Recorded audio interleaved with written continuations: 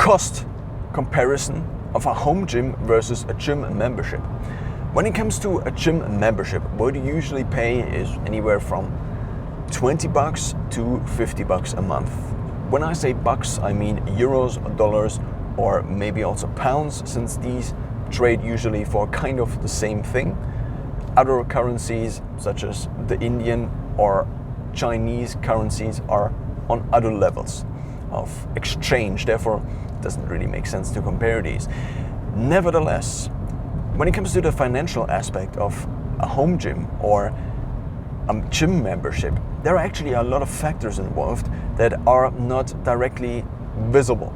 The first major part is if you have a home gym. So let's first say you have a normal gym membership, then you pay you $20 to $50 a month. Additionally, what you also have to pay is the access via traveling. And this means you either pay additional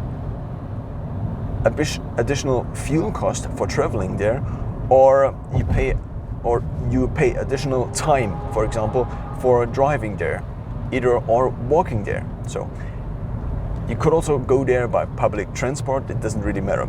Fact of the matter is that you have to spend more time for the whole unit of your workout, because you actually have to travel there and also travel back in time. Now, if you then didn't land in the past, let's compare it to the home gym again. The first thing about the home gym that is not directly visible is the fact that you have to rent the space.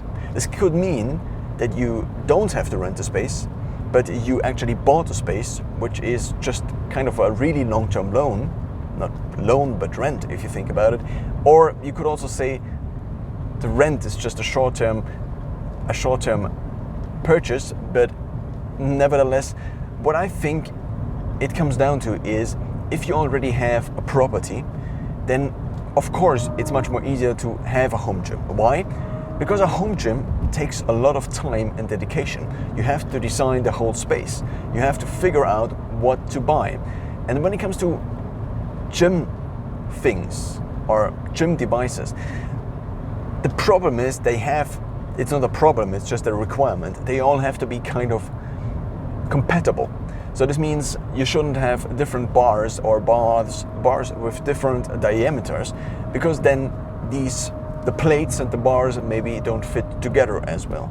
Therefore, you have to have kind of a master plan. Of course, you can also upgrade along the way, but the problem is that you then would have to sell partially all of your stuff because you upgrade to a different system, for example. And also when it comes to the actual big machines, it would make sense to have one system of these big machines. And since most people probably don't have a system of very big machines in their home gym, since this would already be not a home gym anymore, I guess.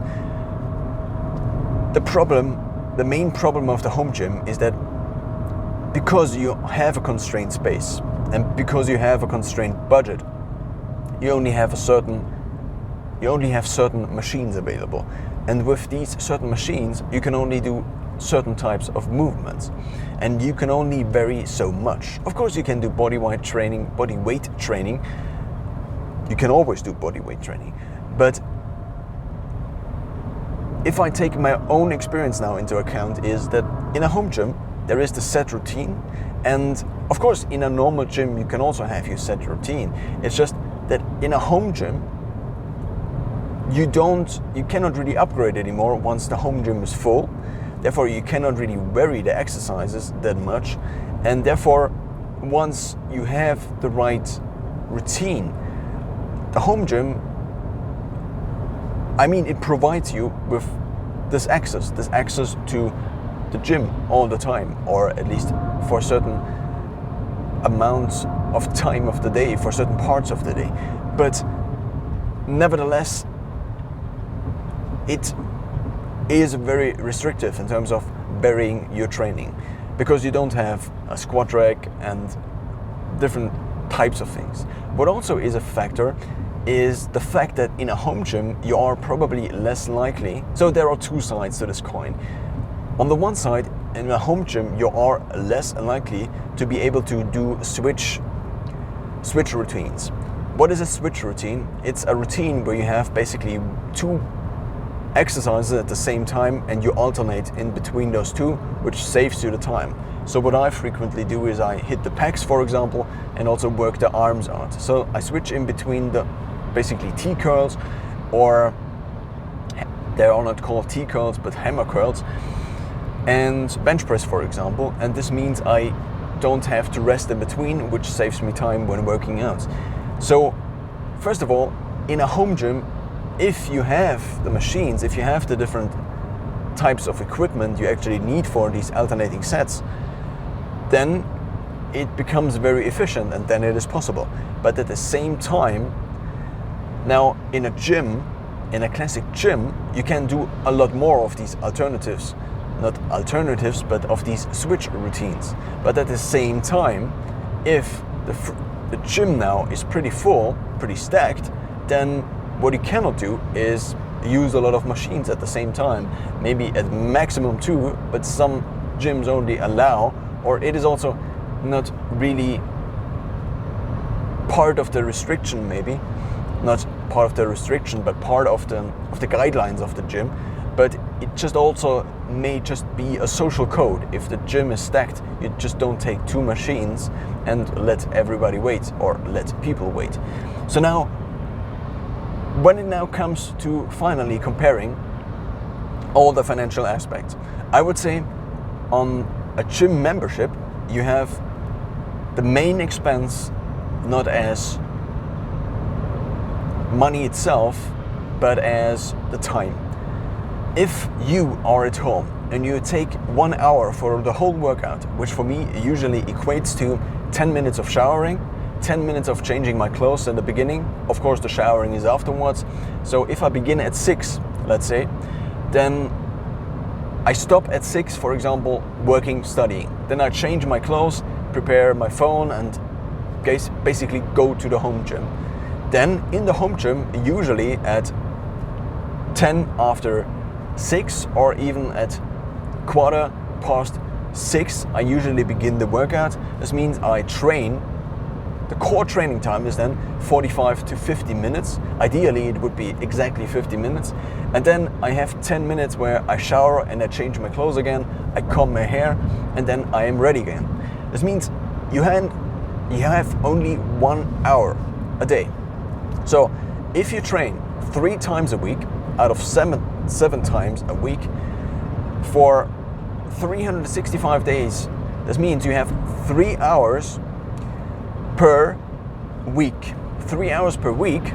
The year has usually 52 weeks. This means at 3 hours a week, a total over the course of 1 year, you only have 156 hours, if I calculated this correctly. So this means, in terms of time investment, this is probably one of the best things you can do if you have the space. Of course, if you now are on the verge or on the edge of choosing a flat, or also theoretically you would have at any time the given option to change your flat, to change your apartment or housing situation into something that then allows yourself to have a home gym. So it's kind of a comparison between all the different options. And if you are, for example, in an apartment complex that may also have a gym in the apartment complex, then you kind of have both benefits. The benefits of not having to worry about the gym itself, and also not having to maintain and clean the gym itself, because this is also a huge part. If you have a home gym, it's an additional room you need to clean basically almost every week, at least once a week, I guess. And this is also a part. So now, if we compare all those different factors, let's first take a look at time. Time, here the winner is, at least if we take a look at the direct time that is invested per unit of training, then the direct time is probably lower. Let's say 1 hour for 40 minutes of training, which is an efficiency of 66%, including showering and changing clothes. And let's compare this to the same core workout length in a gym. Let's say you have a gym that is very close by, within 1 kilometer of range. Then let's also estimate or assume that you go there by bike, which takes you at max 10 minutes. Then you also have to change clothes, and you probably also have to prepare your gym bag. Let's be very, very optimistic, and let's say the whole process from beginning to end now only takes you 20 minutes instead of the 10 in a home gym, which is very optimistic. Usually it probably takes you 30 minutes at least, even if the home gym is very close. So, because you have to remember what things you take with you, and you also have to go to your bike, you also have to take your bike, you might wait at a light and things like these. So therefore, let's be very optimistic and say you only have 20 minutes now of time that is lost for changing clothes, but also for traveling there. And not only in the beginning, but also in the end. Then you have a total of 40 minutes of time cost around the unit itself, around the unit of training. And now this equates to an efficiency of 50%. So it might seem not as a big decrease from 66% to 50%, but keep in mind that this is just a very optimistic comparison. In reality, it probably looks much more like 30 minutes going there, 30 minutes going back and showering. Therefore you have 60 minutes, which are the traveling time, and therefore you have 100 minutes in total, of which only 40 minutes are the core workout, which means you have now an efficiency of a ridiculous 40% of core workout time per invested time per unit of workout. So now this is also a motivational thing. When it comes to behavioral psychology, and also I'm including basically my own thoughts about the books of, or my own, the things I remember basically from books like Nudge or Thinking Fast, Thinking Slow. It seems like the easier something is, the more likely you are to do it. So at a given fixed rate of willpower, and whether willpower and in which forms it exists on a physiological level, there have been studies. So to finish the previous sentence, whether this exists on a physiological level and how it exists in a physiological level is at least unclear to me. Whether it is also unclear to scientists is a different matter. But what I wanted to state is that there have been studies where people, for example, have to solve mathematical problems and then afterwards choose in between a good, a healthy food option and a crappy food option.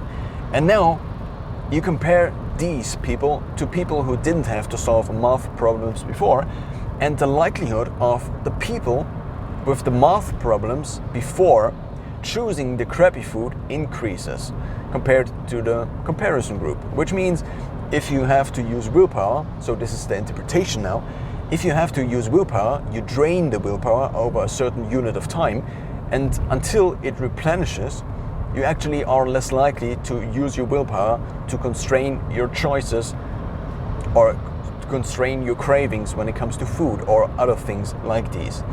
So now this is also, if you now include findings like these into your own optimization of your life, this is include choice, this is not include, this is called choice architecture. Why? Because you are architecting your choices in the future for your future you, and therefore make it easier or harder to do certain things. Ideally, you make the things you want to do easier and the things you don't want to do harder. Now back to the gym. If you have a bad day, or if you already used a lot of willpower on work, on studying, on kindergarten, maybe if you are still in kindergarten, probably not, but maybe you are in kindergarten and you're working there. So here's the idea.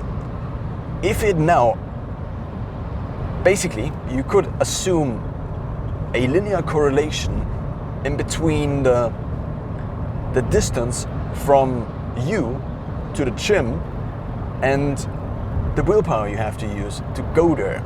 and therefore also the likelihood you over time establish a habit of going there every time you want to, every time you plan to, let's say. Not every time you want to, because that's not identical. These two things are different. So the idea is now, the closer a gym is, and therefore a big point for the home gym again, the more likely you are to work out, even if you don't want to work out, even if you already were hiking in the mountains, even if you have a job as a service worker where you walk all day. For example, helping out at a doctor or being a nurse or things like these. Jobs that require physical work already. So this again is a big point for the home gym. Now let's discuss service and let's discuss cleaning.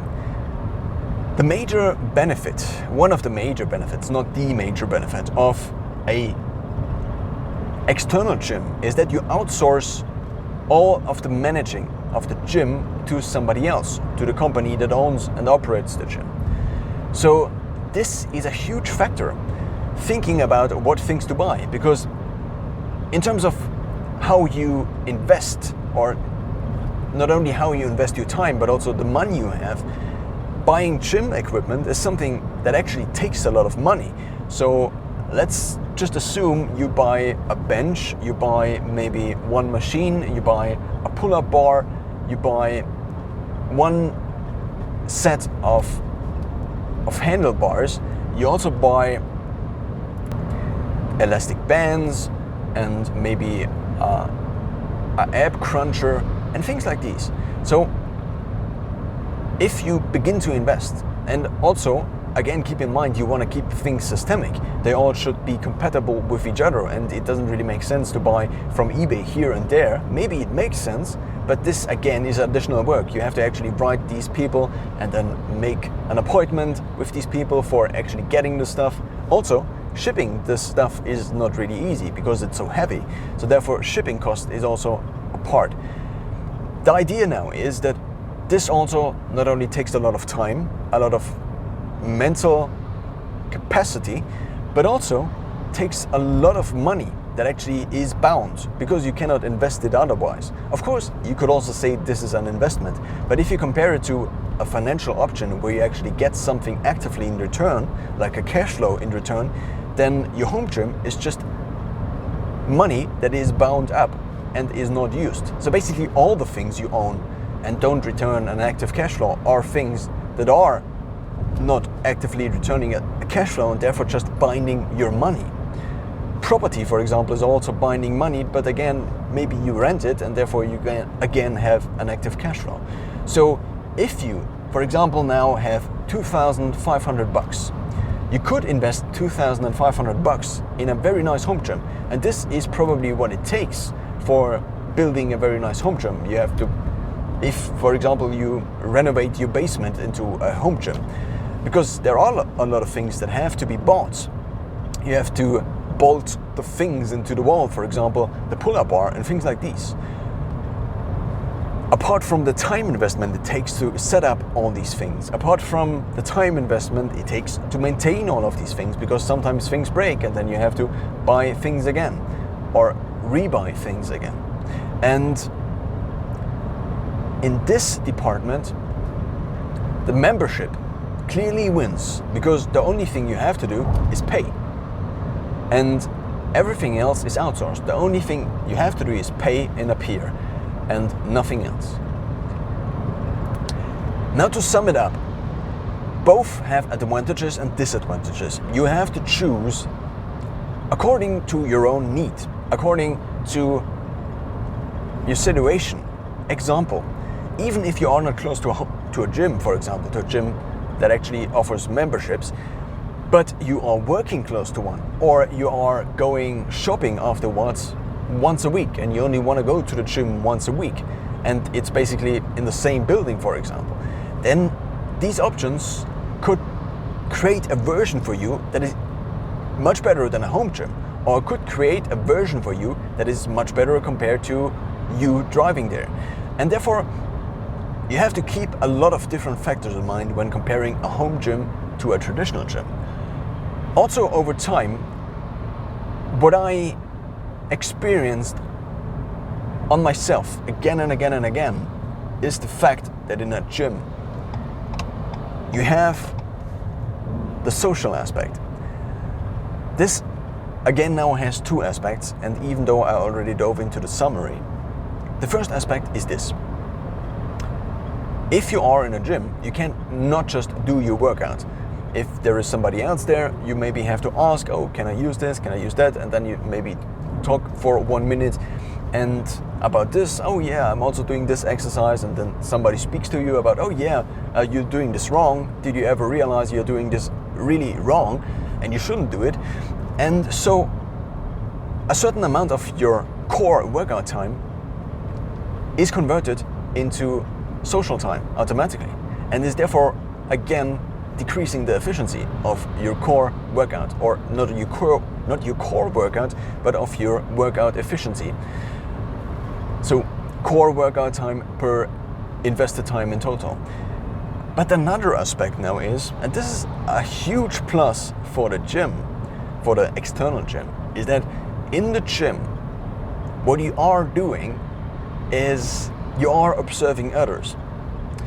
At least you think you are. It's not that you think you are, but you are kind of there. And let's now turn these two roles around, and this now means that you think you are observed by others. And if you're thinking you are observed by others, this usually leads towards an increase of intensity, an increase of your effort, because you don't want to be the one that only does this little weight, or does only baby weights, or whatever. So this now means that you probably over time can increase your muscle density, not really your density, but your muscle mass, and also your workout performance. Not only your workout performance, but also just in general, your total health. Optimizing it just might be better in the gym if you respond to these kind of stimuli. If you don't respond at all, which I probably find hard to believe, because we all are kind of wired to behave a certain way when we are around people, and behave not a certain way when we are not around people. It's kind of a social filter to only maybe display the best version of ourselves. And this is a very positive thing about the gym. So now, it's finally closing up.